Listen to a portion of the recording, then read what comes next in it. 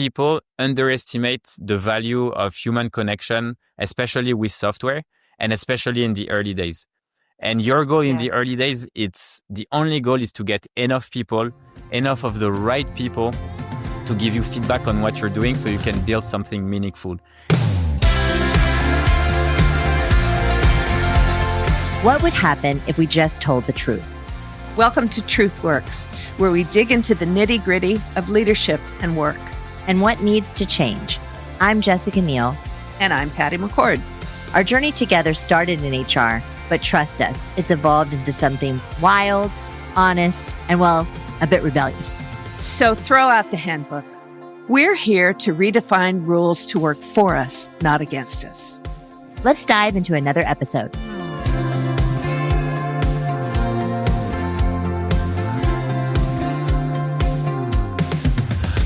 Hi, everyone. Welcome to another episode of Truthworks. I'm Jessica Neal, your host, and Patty McCord will be back soon. Don't worry.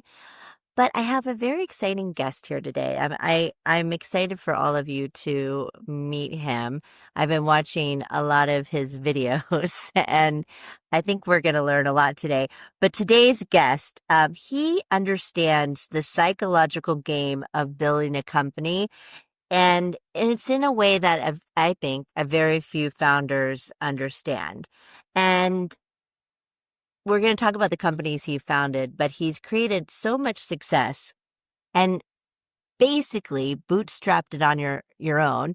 And if I heard the story right, you were living with your girlfriend or something and took the only $1,000 you had and invested it in a company. But this is my guest today, and I'm going to make him say his name. I think Guillaume. Am I saying Guillaume. that correctly? Yeah, that's perfect. Yes. Yeah. Okay. You can call me G. G. Okay. Yeah. Guillaume Moubeche. Is that right? Perfect. Yeah. I feel like I need a French accent to say your name. You took French lesson, I can tell. I did for 6 weeks, but then I switched to Spanish. Close enough. But I know neither very well at all. But anyways, welcome to the show. How are you? Thanks a lot for having me. I'm very good. Yeah. Yeah. So let's go back to that day, because I want to go back to the moment you took that $1,000. This was all you had. You had nothing else, if I understand correctly. But yeah. Tell me about that day. What happened? So essentially, the first business I started was something that didn't work out at all. Then I tried something new, which was an agency. So I was helping companies with their sales prospecting. And out of the agency, I could feel that there were a lot of pain points that weren't solved and that could use software.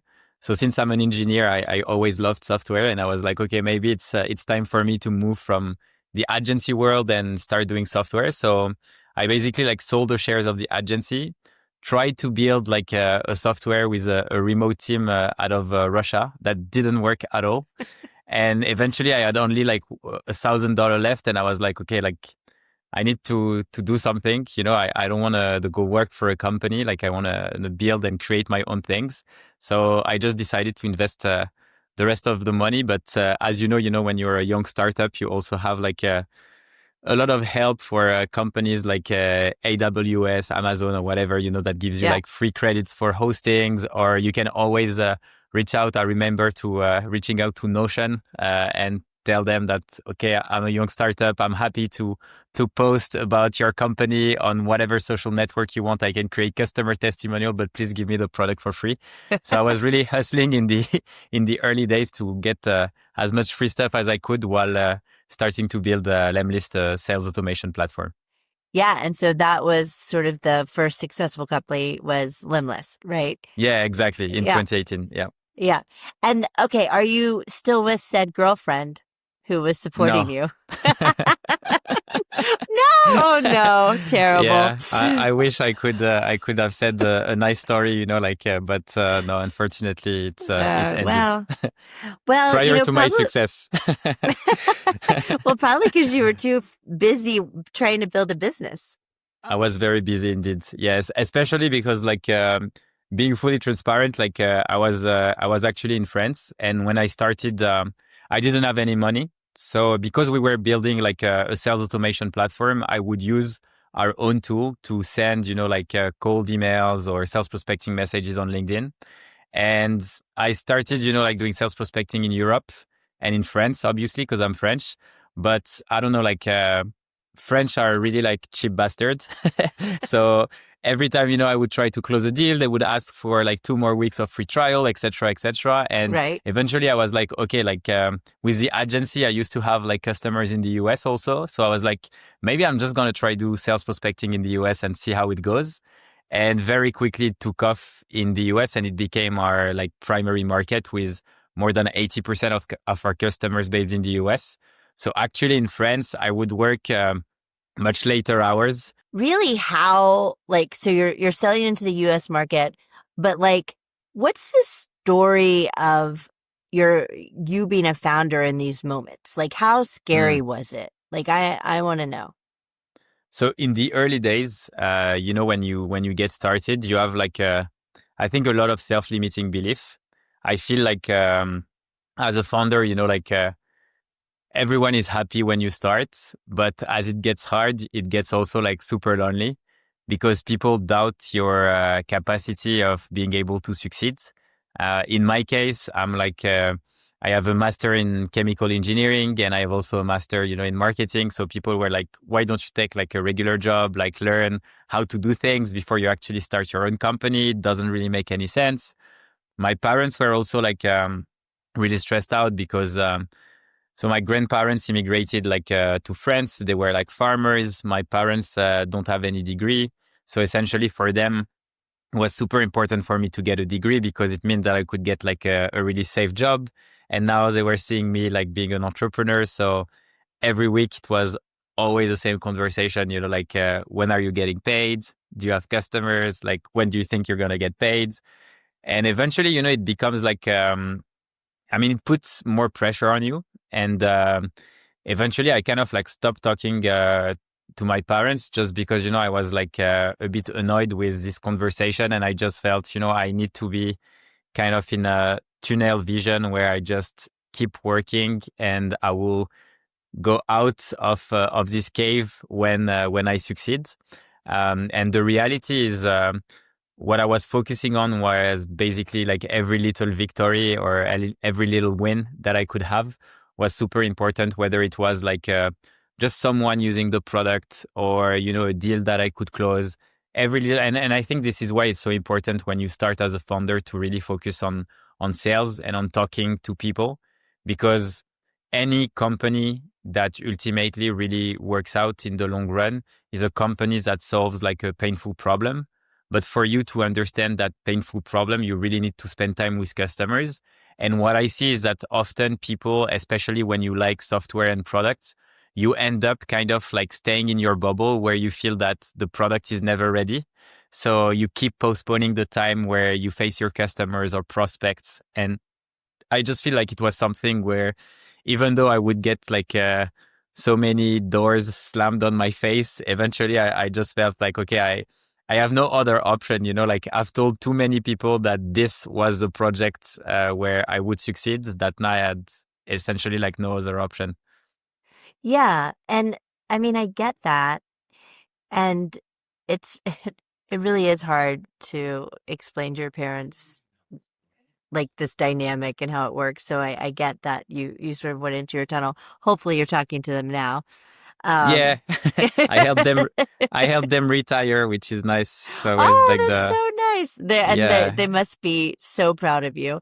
But let's talk about the loneliness for a minute, because I think that it's something that, because I work with a lot of founders. So I was at Netflix for a long time, working with a founder, CEO, for a long time, and now I'm in VC and I'm working with founders every day, and there is enormous pressure, and there's not really a lot of people that understand all the things that you're going through. They, just like your parents, they can't relate, but then there's this, I don't know, determination that you have, and like you're like drooling to solve that problem, right? And you're probably a bit competitive and you want to win, but you're doing it a lot on your own.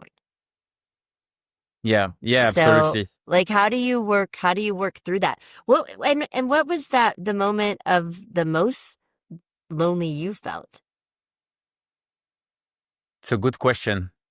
I think, to be honest, like especially in the first year of Lemlist, there were times where typically like at some point I decided to change entirely the interface because I felt like it was wrong, but Yeah. I didn't told our user about it, and we woke up to like hundreds of messages of support of people complaining and saying that they would be churning, and a lot of Yeah. people were churning. We lost like half of our revenue like Ooh. overnight.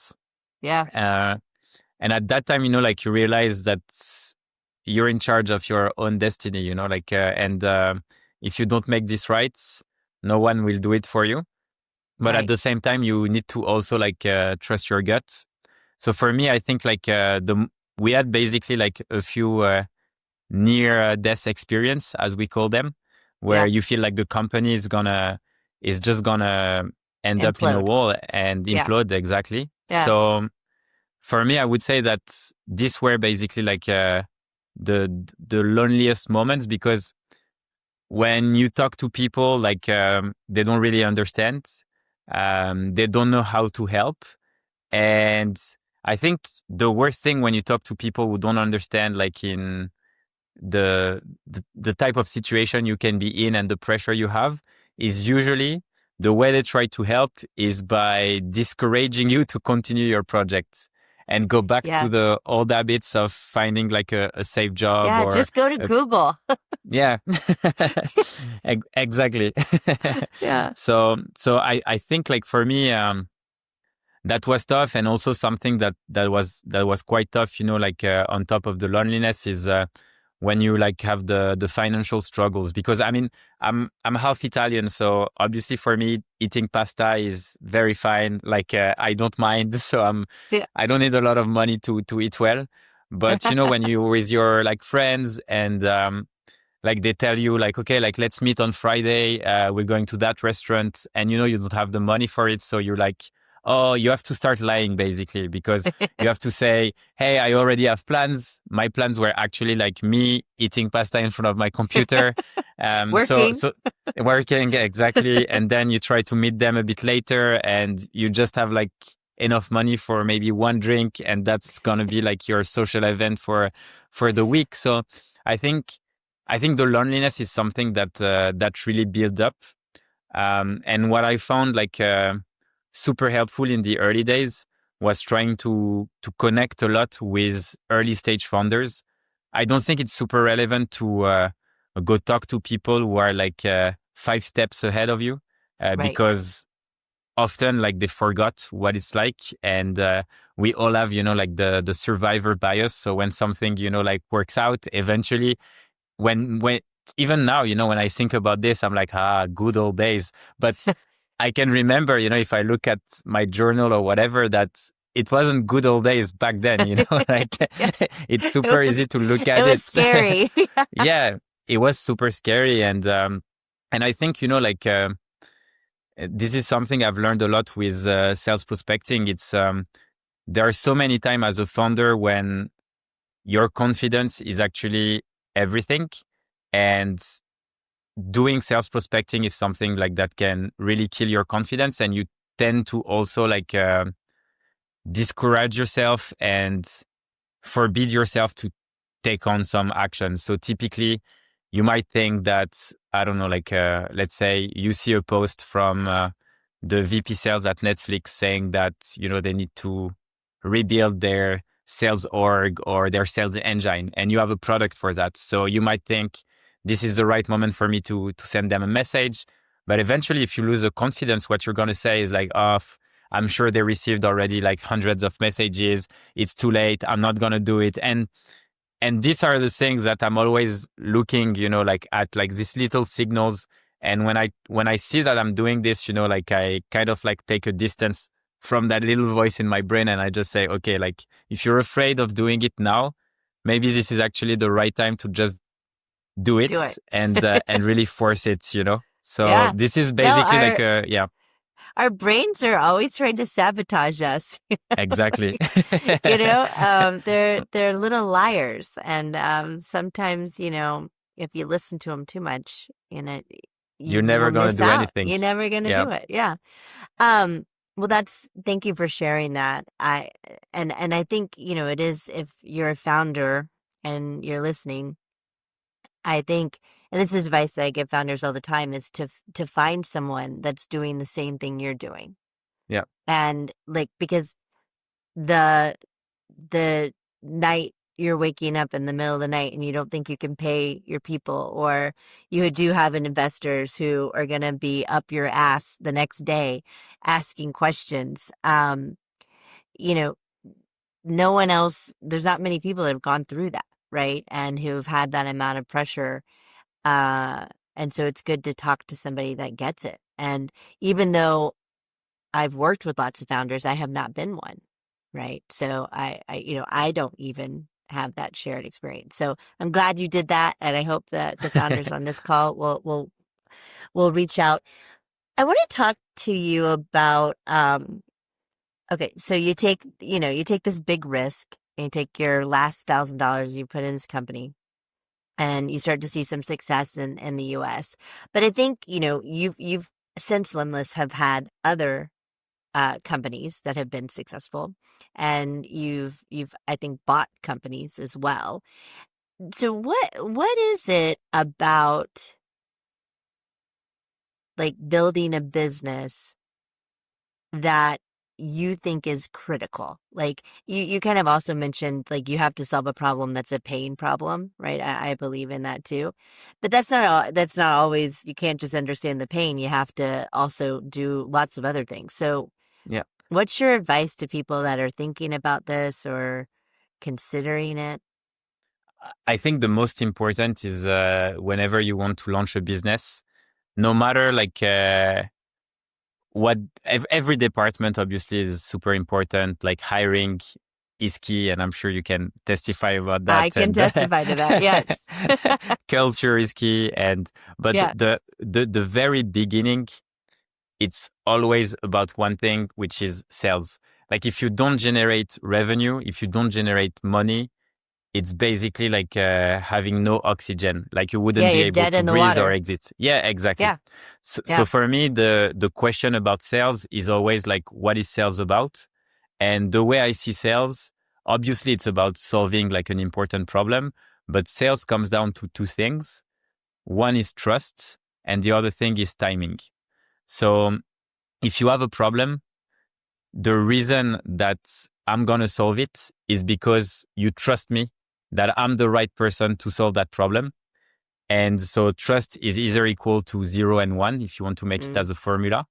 And timing is also 0 and 1 because it's either the right timing, let's say you're looking for a new solution, or it's not. Right. And I think everyone should really engineer their company around that formula because it's quite simple. It's just trust and timing. And in everything you do, you should ask yourself, am I building more trust or less trust? And for me, the trust is really about three things. One is the emotional connection. So whenever you're with someone, maybe, I don't know, they took French lessons and eventually they connect with something, and they like you. Or maybe they're like, I don't know, I really hate his French accent and I'm never going to buy from you. Or I don't like French people. I don't know. We never know, Yeah, it's emotional connection. Yeah. Then you have basically reliability. So whenever you say something, are you actually following up on it and doing it? So I know a lot of people, they are late. They make promises that they never follow up on. Don't be that person if you want to build trust. And the last thing is credibility. So are you an expert about the topic that you're trying to solve? So as a founder, I think this is why it's super important to be really aligned with what you're doing. So if you work on a project just because you find it, I don't know, interesting, but you're not really passionate about it, I think it will eventually come back, and it'll show. Yeah. as it will show. Exactly. So for me, Yeah. these are like basically like how you should engineer a business in order to start driving sales. And once you have sales and once you're making revenue, then all the rests and all the pieces that are also essential can come together. No, I think that's really important. And I feel like on the trust side and, building trust, building credibility, building reliability, those things are in your control. The Yeah, timing is not it's not. really in Yeah. your control, right? Yeah, They either can or they can't, right? And they either have the absolutely. budget or they don't, or it's the end of the year and that's when they're going to do it, not the beginning of the year. But what's in your control is how do you stay like top of mind. So when the timing is right, the only Right. name they have in their mind is yours. Your name. Yeah. Mm. So how do you do that? To do that, I feel like for me, content is definitely like the best way to stay top of mind. So to give you like a very specific example, if for example, like our biggest competitors are in the US, they have raised like hundreds of millions. It's SalesLoft and Outreach. So if I would be on a call with a SalesLoft customer and I understand that they're under, let's say, like a 1-year contract, so they're not going to be available until, let's say, 6 months. What I'm going to say at the end of the call is like, okay, I understand that is not the right timing, but do you mind if from time to time I share like relevant content that can help you become better at sales prospecting? And what I would do is just share things that they can already apply using like SalesLoft or whatever tool they are using. And sometimes I would add things that we are much better at than competition and that they can Well, only use with us. yeah, And of course. because Why and wouldn't you? the reality, I mean, so the idea is just to bring so much value that it becomes obvious for them that the solution that will really take them to the next level is yours. And that's why content is so powerful, because content, I think, gives essentially like a little window inside your brain, inside how you think, how you talk. And I also feel that as a founder, creating content is really a great way to become a master on a certain topic, because if you want to master a topic, you should teach it. And the best way to teach is to actually create content. Because, like if I tell you like, hey, Jessica, like, could you make, for example, like a presentation about whatever topics for a week from now? If you start making the presentation, you're going to learn a lot about that topic. And if you present, eventually in a month or 2 months, you would still be able to talk about that topic. That's such a good point. And you, I think, very early on, as being a founder, started documenting everything you were doing, right? Like, yeah. Do you know the Marco Polo story? No. What is so Marco I mean, Polo. Who Marco Polo is? Yes. Yeah, you know Marco Polo. Okay, but I thought you had your own Marco Polo story. So Marco Polo, essentially, like everyone knows him because he is the one who discovered the Silk Road. So like the unique road, basically, to go from Europe to basically Asia and trade a lot of things. The reality is like everyone believes it, but it's not the case. He wasn't the one who discovered that road, but he was the first one to write about it. Right. And I think this is the most important part. Like even like 500 years after he ultimately not discovered that road, everyone still believe it. And this is the power of documenting. If you document your own story first, it gives you like an incredible asset, because the thing that your competitors will never be able to copy is who you are and what's your story. Yeah. And your story really puts you, it's a huge differentiator, and it's also like the easiest way to create like a strong brand. I think like associating your person with your company in the early days, it's the easiest way. And I have like so many very simple example, like where I live, there is like all this, let's say, equivalent to Walmart. So you go to Walmart, you know that it's a huge chain, etc., etc. But you also have like this local store where you actually know the owner. The guy might go, even to Walmart to buy the things and make a markup on the things he buys at Walmart, but you know him. You know that you're going to pay more, but at least, like you have this special connection. And therefore you still go to that local shop. And I think people underestimate the value of human connection, especially with software and especially in the early days. And your goal in the early days, the only goal is to get enough people, enough of the right people to give you feedback on what you're doing so you can build something meaningful. And for that, sharing your story and documenting the ups and downs, in my opinion, is the easiest way to do it at scale. Yeah. So it seemed to me, just in researching you and your story, that it came pretty natural to you, this like social sharing, documenting.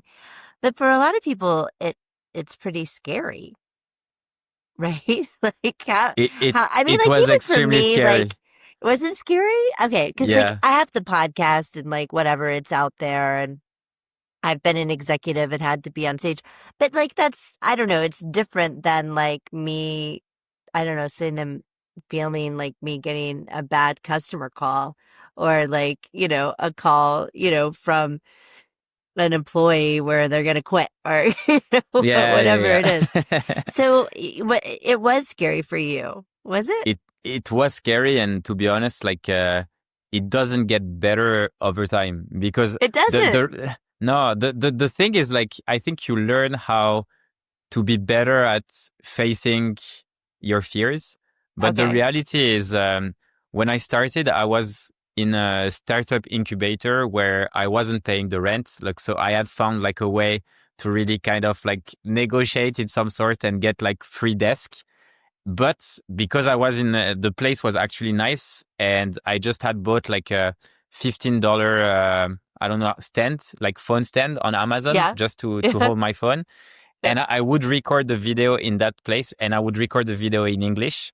So I had like a super, super strong French accent. Everyone was basically saying like, why is he doing like videos in English? Everyone would mock me. They would say like, we don't understand with your like shitty French accent. Like, and the first comments I had, they were like really, really terrible on videos. And it was the same on my LinkedIn post. Like no one would like it was really, really like, you talked about loneliness. Like those were really, really lonely moments. And the reality is like, at some point, you know, people start looking at the story. They start caring a little bit more. They want to follow your journey. They enjoy reading your articles, etc. But eventually, you know, you come to a stage where everything worked out so well. And the story is so like, you know, like to the right and up that eventually if you start plateauing, which is something that happened to us like a few years back, like a couple of years. And, you know, we took about 18 months to break from that plateau. Documenting that time is extremely hard because you're at like a much larger scale. You don't want to scare your customer. You don't want to scare like potential investor, potential buyers. So it's really hard to navigate it. And talking about your mistakes publicly when you have a much larger audience, it's also really hard because if you start, you know, documenting as a first-time founder, even though it was hard, I could see people, you know, they were like really, it's fine, you're young, you know, you're just learning, etc. You're just learning. Hang in there. Yeah. And now, you know, it's like our company is worth like hundreds of millions. So if I'm saying stuff that aren't, you know, like the mistake we've done, then people are like, I don't understand how someone so stupid managed to create like that kind of company. So you don't get the same type of hate, and it's never really like a pleasant emotion to document. What do your customers and, you know, employees and investors and everyone think about you sharing so publicly these failures? So I think like our investors, like so we sold like 20% of the company for $30 million. So we never actually like took cash in. It was only like secondary deal. But the investor at our board, like they really enjoyed the fact that we were documenting everything. But I could also see like eventually we started creating. I wanted to create a bit more content with them. But I also see that, you know, like they they didn't They really were a like it. little uncomfortable. Yeah. Yeah, exactly. Yeah. To really talk freely about the topics that everyone wants to talk about, but everyone's scared about it. Yeah. So I think there is a limit. I think like they obviously like allow us to do whatever we want, and that was clear, from the terms that we negotiated. But for our customers, I think like usually they love the transparency, because the truth and what I realized pretty early is you kind of have like two type of companies. You have the kind of companies that whenever they screw up, they just wait for 48 hours and they don't say anything. And, they wait for things to be back to normal. And then Yeah.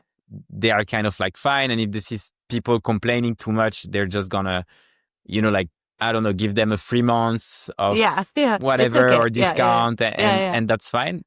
Yeah. But for us, I think like from the early days, every time we did a mistake, we actually like shared it publicly.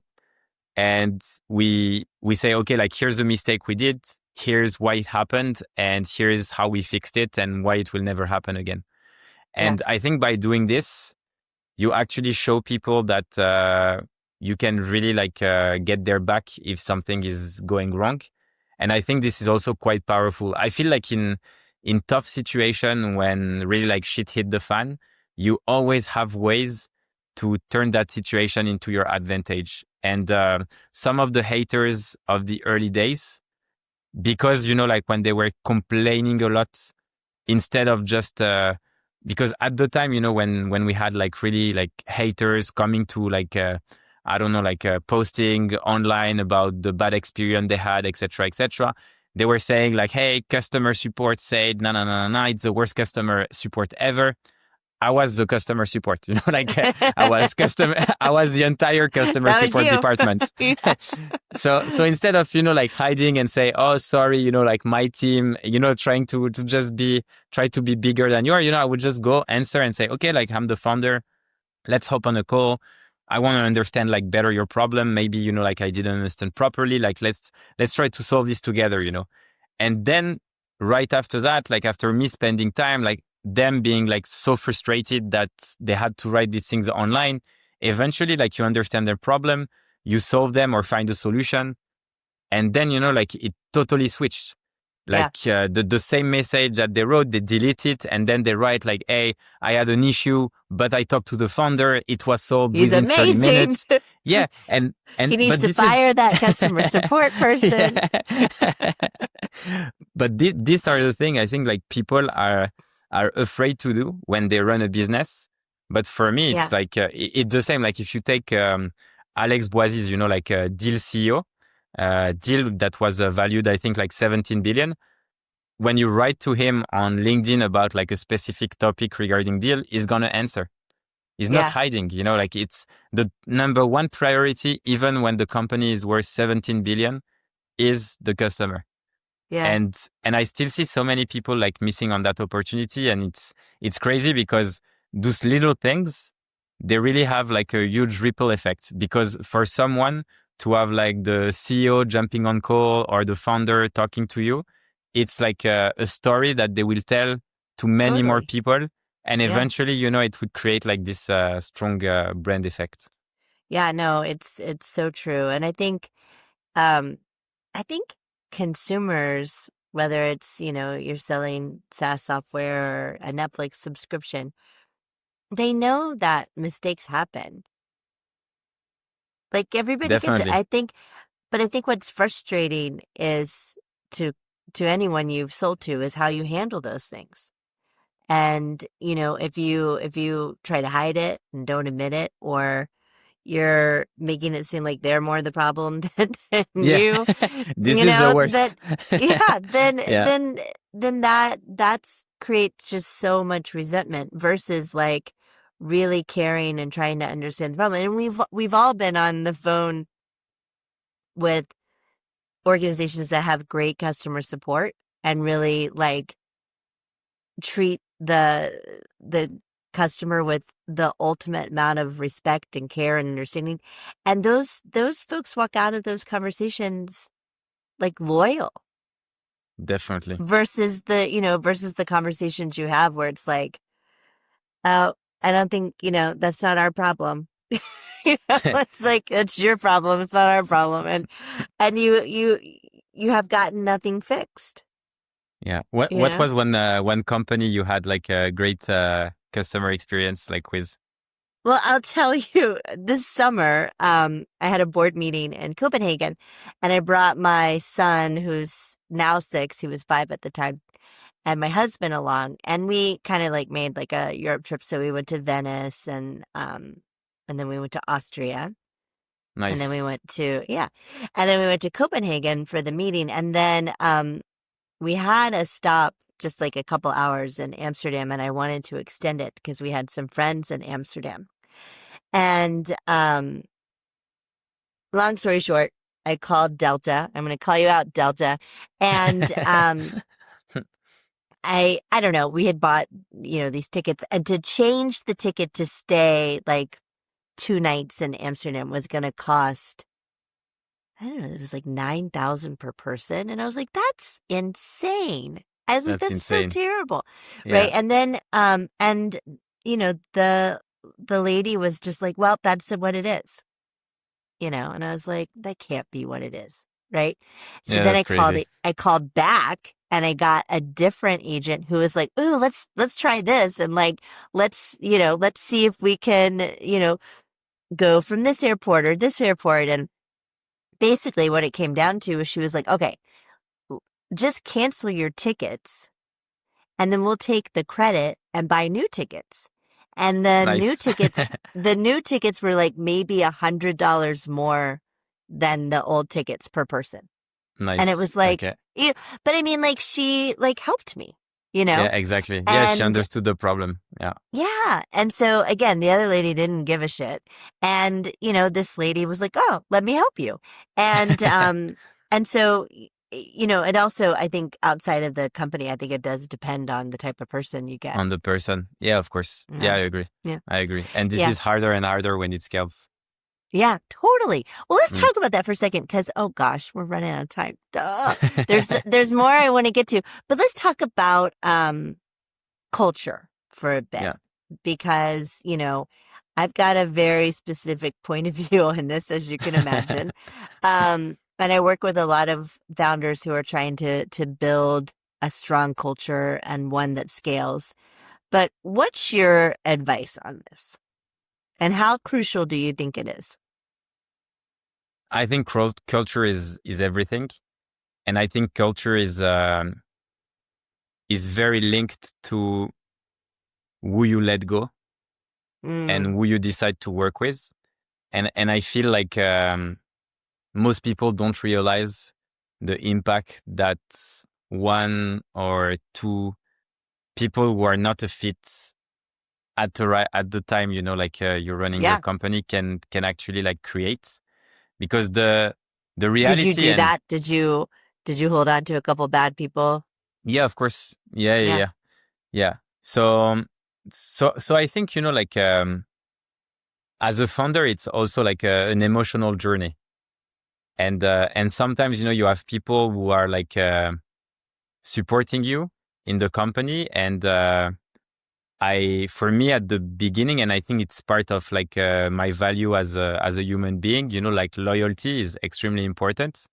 But the reality is sometimes when you are extremely loyal, you are not like courageous enough to take, like a tough decision, because you believe that your loyalty is awarded to the people you hired, but actually it's more to the whole team that you should owe your loyalty, and to the company itself. Yep. And this is something that took me quite a while to understand, because I always felt like, like we could make things better by providing training, helping some people do certain things, being a bit more patient. But in the long run, it really doesn't work. And I think like a skill that any founder should learn is to have like a hard conversation, but extremely quickly. And I think like something that often we fail to do, it's like the sunk cost fallacy. So we spend a lot of time, like in interviews. Let's say we have like 5 or 6 people going to the the final stage, and then we hire like the best, or at least the people that we feel is the best person. Yeah. But if after a few weeks we realize that person is not that great, because we have spent so much time trying to hire for that role and for so long, we're just gonna feel like we can add one more month, and that Yeah. one more month becomes like 6 months more, and it just doesn't work because No. it compounds. I think like in the same way that A player can compound and create something amazing, I feel like B or C players can compound negatively and Yeah. and basically like kill your culture down the line. So it's Absolutely. It's so true. And I coach founders on this all the time. But and there's 2 points I want to make on this is that you're right. Like a great person, and we can talk about what makes a great person if we have time, but a great person can compound things in a positive direction. A B person, it's not even, and it's not that they're not a great person, they're just good. They're not yeah. great. They compound it in a negative way. Yeah. And then if you go to the direction of like some people are kind of more like brilliant jerks and things like that. I mean, and when you have that in the organization, it really bleeds everywhere. And you lose time, you lose productivity, and when the stakes are so high, you don't really have a lot of time and productivity to lose, right? Like, Yeah. because if you're not there, somebody else is going to be there before you. And Yeah. yeah, We yeah, had some crazy stories, like like from people like stealing from the company, and oh yeah, yeah, it's quite crazy. Like I've like in this almost like 8 years of building like a software company and yeah. hiring like hundreds of people. I've seen some crazy things. Well, I've hired thousands and thousands, so I've seen even crazier so, people. so I your was just sample size is much larger. I was just talking to, because I do think like, I think as like a founder or a leader in general, you do have to experience what like average is so that you learn what it is, right? Because I can tell you all day, like, this person's not great. Like, Yeah. but you want to hire them, you got to touch the stove. I told you it's hot. Yeah. Touch it anyways. But that's how you'll learn, right, over time. But and there's not many people that I lay down on the trucks for, but I had a group of engineers one time that wanted to hire this guy. And he literally looked like he rolled out of a ditch. He smelled like alcohol. I'm pretty sure he was drunk. Like, and they were like, but he codes so well. Like, he's a really good coder. And I was like, guys, like, we cannot hire him. that Like, we doesn't can't. work. And no, and most people aren't that extreme, and most people don't steal for the company. But I think the really hard thing for leaders is, and the biggest drag on the company is that whole group in the middle. Because you know who the terrible folks are. You know who the great folks are because they shine differently, right? But it's all the people in the middle. And that's the biggest drag on the company. Yeah, I agree. And I also feel like if you hire like very, very talented people, they're not gonna enjoy working with average people No, or even like good people. no. Like if someone is good and can become great, I think like great people usually like are fine with it.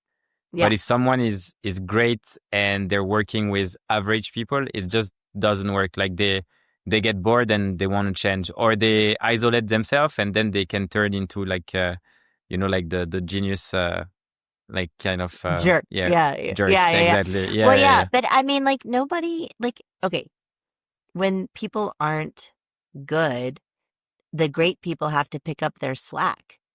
And Yeah. that causes resentment. Like, nobody wants that.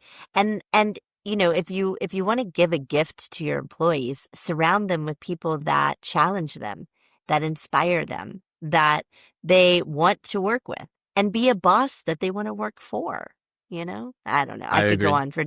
go on for days. The other thing I'll say about culture is that, and I think you've probably found this, is that as you grow your company and you tell people, here's what it's like to work here, they, as soon as they start, they're watching and observing and waiting for the hypocrisy, right? And it's like that example of like, well, you said you hired the best people, but you have this really shitty guy on your team, founder, right? Who's horrible to everyone. So that must not be true. Or you said that we're a feedback culture, yet you don't take feedback well and you don't give anybody, so they're just waiting to see the hypocrisy. Yeah, I agree. I feel like it's like basically a continuous work, like to always try to maintain. But the thing I found also is like when you're hiring, and I think you put it like perfectly, it's like you don't know what you don't know. So sometimes, as a founder, obviously like you always, or like not always, but often have this superiority complex where you believe that you can do like everything better than anyone, which sometimes, like puts you in a position when you feel like it's normal to hire people who are like not as smart as you because you are the best or whatever. And I think this is like the biggest issue. Like I've invested in, I don't know, like 25, 30 startups. And sometimes I see it, where the founder, like they don't know that they can actually hire like much smarter people than them. And they stay stuck, like in that way of thinking. And then they're like, yeah, but I think it's just not possible, like to find someone better. And I'm like, no, it's just you haven't looked hard enough, because those people exist. They're out there, and it's just like your role to actually attract them and try to keep them. But it's not easy. No, it's not. And I preach that all day as well. And when they finally do, they're forever changed. Right. Yeah, but getting definitely. But getting them to take that leap to do it, it's hard. Because your role totally changed. Because like if you can find smarter people than you, then your role become only like finding those people. And then you become like a true leader, because your role is just to make people shine and give them enough room, like so they can shine and try to find the best people to work together. Exactly. And then you can focus on the strategic stuff. Exactly. Yeah. Which are usually the most important. Yes, exactly. Oh my God. I could talk to you all day. But I know you have lots of companies to run. So we'll do two things. One, I always ask our guests to leave some advice, like a nugget, like something for our listeners to think about. So one, I want you to, if you will indulge us, leave us with something that you want us to all walk away thinking about. Recently, I've been like connecting, like a lot more with the different energies that we can have as human being. Oh. And I think like there are two things maybe like that I could give our listeners. The first thing is look at your past week and at your calendar. And you're going to color code each meeting with 3 different colors. Red means that it took energy out of you. Green meant it's neutral, and blue, it gives you energy. And your goal is to have as little red as possible on your calendar. And if you have like too much red, you need to rethink how you work and who you work with. So that's like the first thing to think about. And the second thing is try to picture yourself as a source of different energies. Obviously, you can be a thought leader, an athlete. You can be like a mom. Even as a guy, you can have like this energy, like feminine energy that's like caring. So think about all this energy that you have within yourself.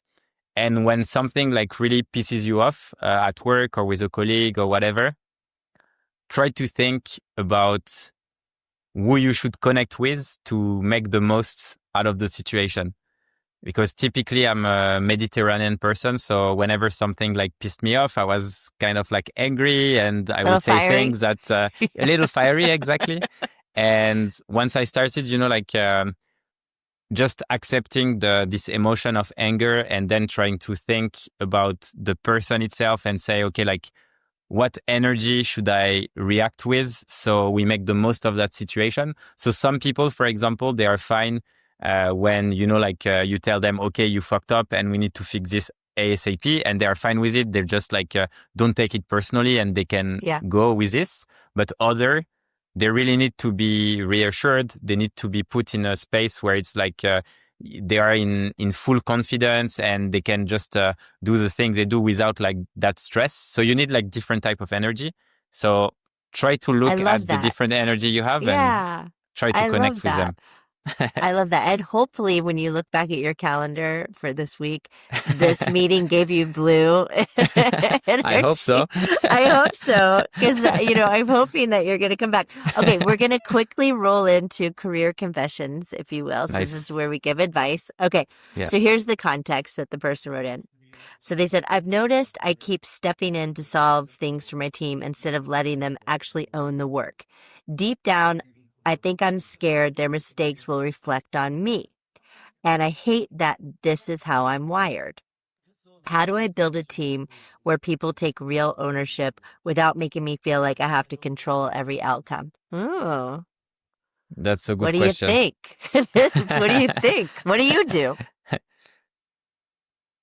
I think the key to that for me would be like, there are different things, but I feel like usually when you jump in people's work, it's also because when you have meeting with them, you're always focusing on the solution and you're not letting them speak enough. So something that you could do if you work remotely, it's to basically like use like any call recorder. And whenever you're doing your one-on-one, record the call and look at how much time you speak versus the other person. If you are like above 15% as a manager, you're not doing your job correctly, and you should ask a lot more open-ended question and not, and often this is what I see, in people who are like just jumping in, like to solve problems. Usually the way they run their one-on-one, they don't listen to the other person. Like they haven't learned how to listen. They just want to solve problems. And sometimes they think that their way is the best way to solve the problem because they haven't really asked the right question for the person to find a solution. Right. Yes. No, I couldn't agree more. So first of all, you're still in the do the one-on-one camps. There are many founders who are like, I'm not doing one-on-ones anymore. You still do them? Personally, no. You don't do them. No, because right now actually like I'm more like executive chairman, so I do like You're do meetings out of the with, day to day. Yes, exactly. So I still do like one-on-one with the CMO because we do this like once every 2 weeks, and then I meet with the CEO like every time we need to have a chat, but it's not like on a You're not weekly in the basis. day, but if you were in the day to day, you'd still have one-on-ones. Of course. Yeah, 100%. I would do the one-on-one. Yeah. Okay. Good. So I think your advice is right on, and the only thing I'd add is, I always thought about if I felt like I was trying to control things as a leader, there was something that was missing either from the context that I didn't give that person. Like, what's not giving me confidence that they're going to be able to do this? Have I not heard enough from them? To your point, needing to listen more. But there's something where you're sort of wanting to control. And I think one of the things as leaders that we have to learn to do is to let go. How we got into leadership was operating and doing the work. And so that made you feel successful. And then when you're in leadership, your job is not to do the work. Your job is to set it up, all the context, so that you can get out of their way and they can run and get lots of stuff done. But that doesn't feel very impactful. So I think when you're feeling anxious, it could be that you're missing doing the work, but also go listen and hear what's giving you, that desire to want to control things. I love it. Yeah, I think it's very true. Yeah. Yeah. Like, I always thought about like, how can I get out of the way?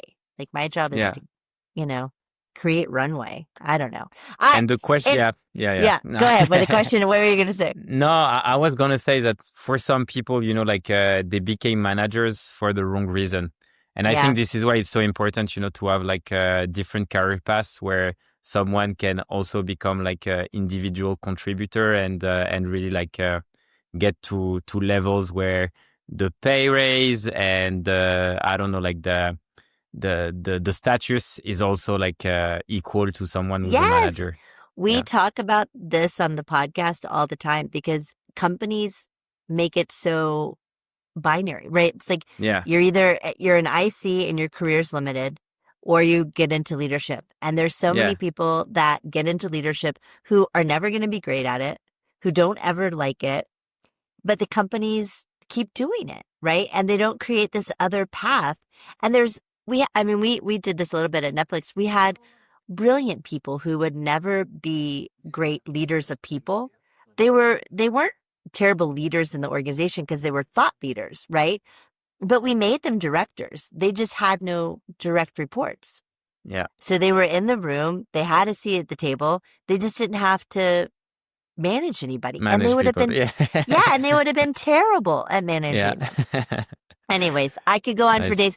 I'm so glad you came on. I hope that you will come back. Yeah, of course. I had like a really great time. Okay. Mark me as blue in your meetings. Definitely. Thanks for listening to Truthworks.